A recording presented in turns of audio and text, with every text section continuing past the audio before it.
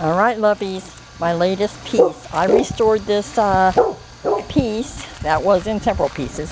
I put and I'm trying to catch this holographic paint that I found. I wanted it to look a little gargoyle-ish, but not lose the definition of the bust on each leg with the faded bust.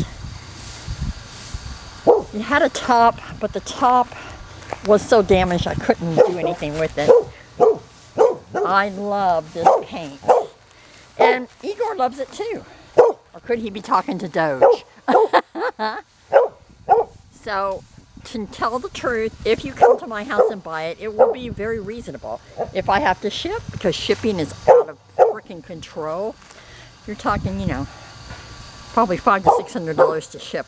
And I know this because I shipped a table 2 years ago and I made $25 because of shipping. But hey, I didn't lose anything, so that's groovy. So, no, it's restored. No, I'm not a woodworker, but I am an artist and it's fun. Yes, Igor, I know you love it.